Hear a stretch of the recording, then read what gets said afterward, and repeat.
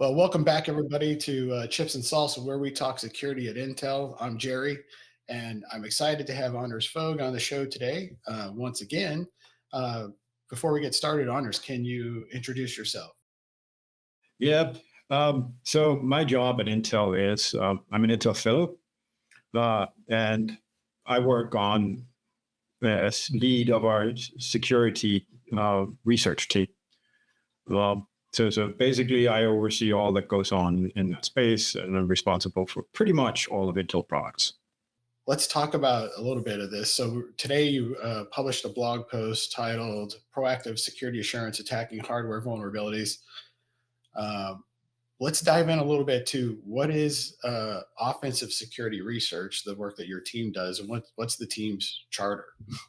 So we call ourselves offensive security research.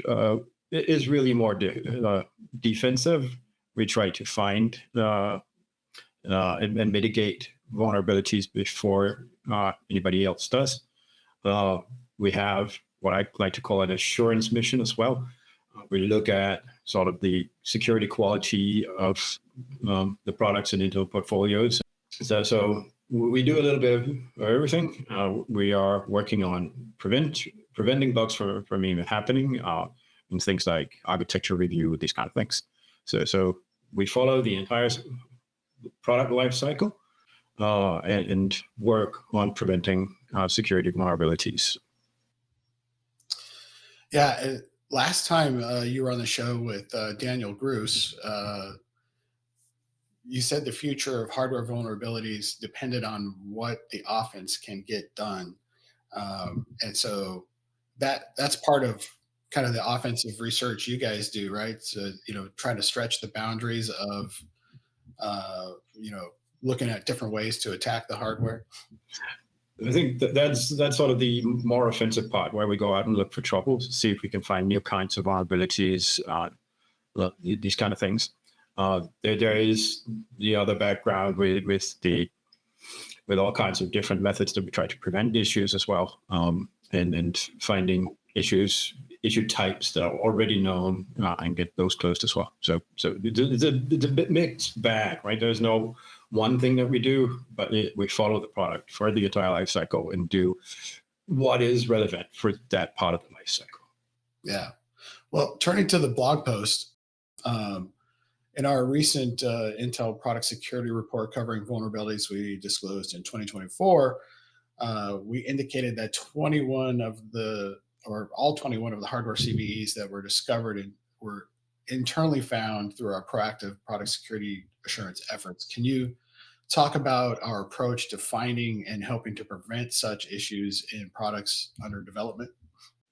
Obviously, in that report, only what we call escapes, right? The issues that customers gets to see is mentioned, but of course, there's a lot of things that got dispatched while it was in development. Yeah. Where we spend more time than actually on the latter part of it. So there's a lot of work that goes into getting a product as complex as a CPU down to a level where only 21 bugs for an entire year for all our CPU products, mind you. So I think it is quite an achievement.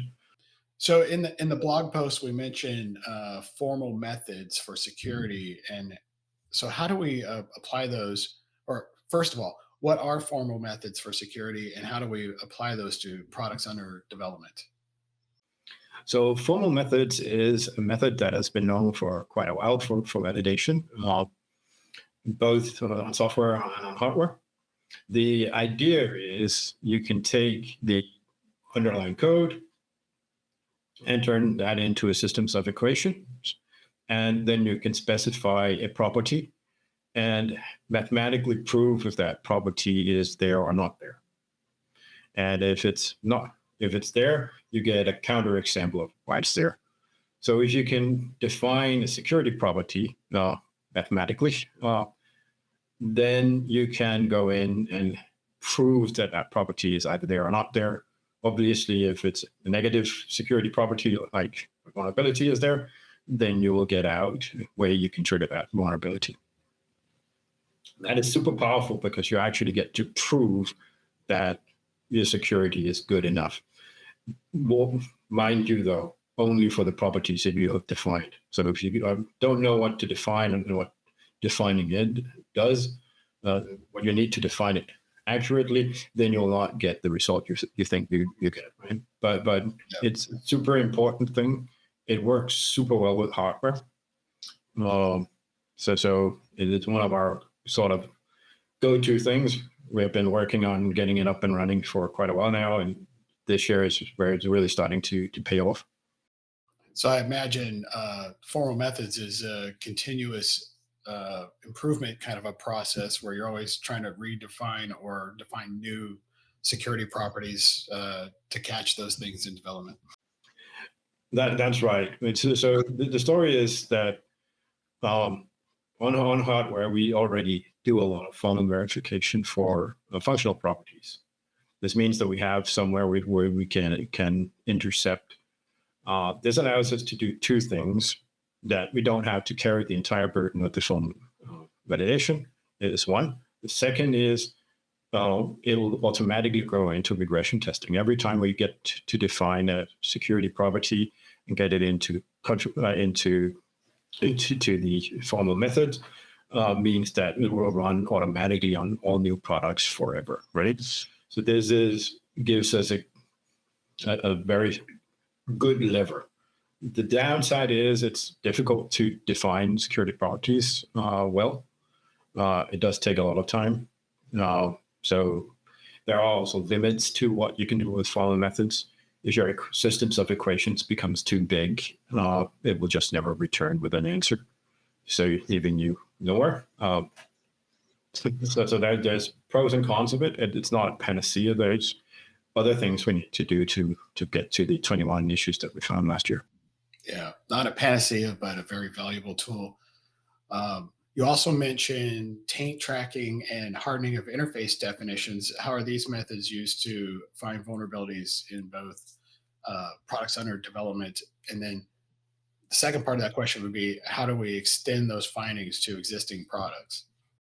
So specifically for the taint tracking and the hardening of interfaces, a lot of it has been targeted against a specific kind of vulnerabilities, the ones we call stale data issues.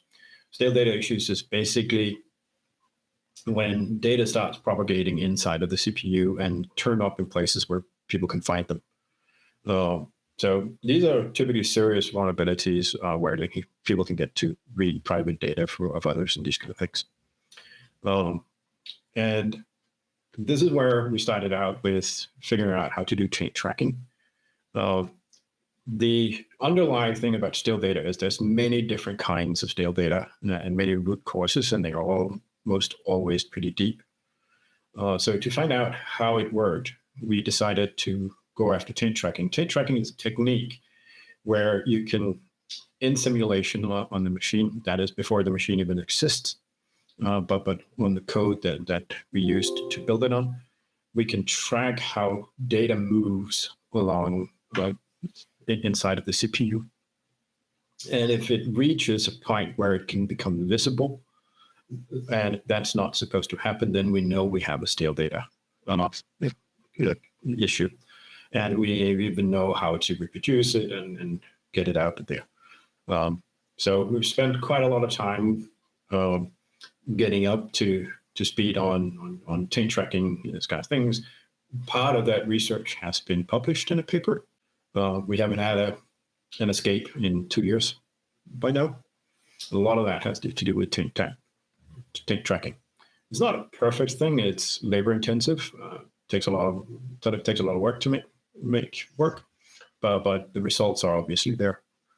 The other thing we've done a lot of in that area is looking at the interfaces that we have inside of the CPU and sort of trying to harden them, say, have rules about how to propagate data over these interfaces and these kind of things. So stronger requirements in terms of developing these things. That, of course, it's very difficult to quantify how effective that is, but it's generally a good approach in terms of developing those that have well-defined interfaces and strong definitions on interface as well. Yeah. So between formal methods, taint tracking, and interface hardening, I mean, that accounted for the 21 hardware vulnerabilities. I mean, mostly that we found and mitigated last year in 2024. But you also mentioned manual research and how it's still important, but has changed since the days of Spectre and Meltdown. In what ways? So let me correct you first. I think we're still finding a lot of things manually. And this year we got a decent amount of things from formal, which even though formal methods is something you can do before you ship a computer. What happens is when we find something with formal in the next generation of products, we go back and look if it's in previous products. And that's where you get the increase from I think in 23, we were at 10 issues. Yep. So basically a lot of that change came from formal. Not all of it, but a lot of it just came from. We do a lot of manual research as well, and that is a pretty effective way of doing it. There's different things to do when we're talking about manual research. We do a lot of architecture reviews. It's basically the easiest and cheapest way of finding an issue that early in production. It basically costs very, very low money to fix a small architectural issue. On the other end, we still experiment with our CPUs. We work a lot with our partners in the business unit, right? So it's not just my job to find security vulnerabilities. It's all of the engineers in Intel's responsibility, and some of the 21s were also found by business units. So there's a lot of different things that's going on in that space. Just off the cuff, what percentage of manual research is people trying to do real hacking against our hardware internally? It depends a lot on the area. On the CPU side, it's probably around 50% that we try to hack things. It's a bit different hacking CPUs inside of Intel. We do have access to all the source code. If we want to talk to the guy that wrote that code, we can just call him up and we'll usually get an answer. So we are in quite a different position to do this kind of research inside of Intel. I'm not saying that makes it easy, because it doesn't. It's still hard work to find vulnerabilities. When I talk to my friends in academia, they tell me that they typically spend about a year, person year, to find a vulnerability. We are faster than that generally. Many of those vulnerabilities, of course, things that are not yet in an actual machine, which is why we find a lot more bugs than the 21 that you're seeing, right? So we are more effective because of it, but it's still, the numbers in terms of what we find are lower than what we find in software in general. I guess my last question for you is what trends have you seen in the nature of hardware vulnerabilities in the last 5 years or so? We talk about that in the blog post, that this has changed a little bit. So what is it that you've seen? It has changed quite significantly. I think what has gone down significantly is sort of the side channel kind of issues. I think to the large part of it, we've just cleaned that particular part of the CPU up. Not saying that there won't be any more, but the numbers are down very, very significantly. Nowadays, we're finding different kind of bugs, sort of typically logical bugs, where some logic doesn't work as it should.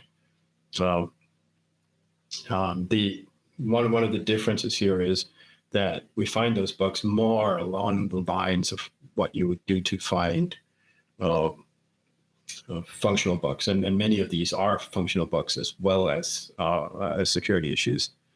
Whereas if you go back to Spectre and Meltdown days, most of these were not functional issues, just security issues.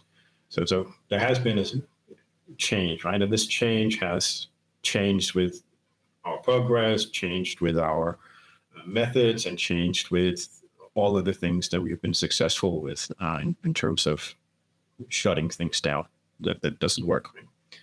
So it's quite different kinds of bugs that we generally get out. I think of the 21 bugs, only 3 were site channel issues. Yep.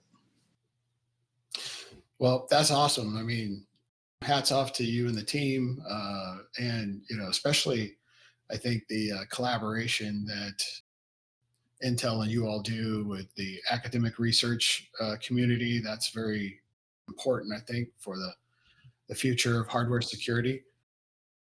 So I guess thank you, Anders, for joining the show today, and we intend to do a little bit more in this area in future shows, dig in a little deeper into the proactive work that Intel's doing, in the architectural hardening that space. So stay tuned for more on this topic. Thanks, Anders. Thank you for having me.